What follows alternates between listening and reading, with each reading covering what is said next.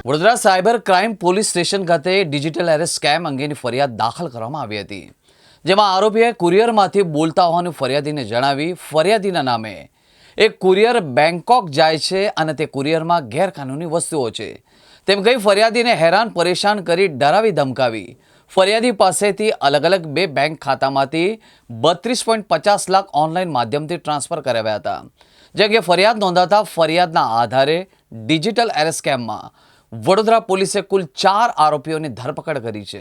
Vadodara city cyber crime સેલે digital અરેસ્ટના એક કિસ્સાને ડિટેક્ટ કરી આરોપીને અટક કરી ગુનામાં સંડોવાયેલ તમામ 32 લાખના જે મુદ્દામાલ છે આને જપ્ત કરી છે।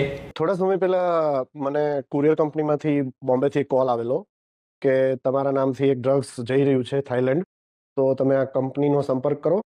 અને સંપર્ક કરતા એ લોકોની આખી ગેંગ હતી, જુદા જુદા મને પત્રો મોકલી અને ડિજિટલ એરેસ્ટ ટાઈપ આખું એમણે ઊભું કર્યું અને મને ફરજિયાત એમના એકાઉન્ટમાં પૈસા મોકલવા માટે મજબૂર કર્યો અને બેંક દ્વારા મારા બધા જ મોટી રકમ એમના એકાઉન્ટમાં મેં જમા કરાવેલી। અને પછી મને થોડો ડાઉટ જાણ્યો, મને લાગ્યો એટલે મેં પછી સાયબર ક્રાઇમનો સંપર્ક કર્યો વડોદરા। આરોપીને પકડવા બદલ અને મારા ગયેલા પૂરેપૂરા રૂપિયા પરત આપવા બદલ હું ગુજરાત પોલીસ અને વડોદરા શહેર પોલીસ ઉપર ગર્વ અનુભવું છું।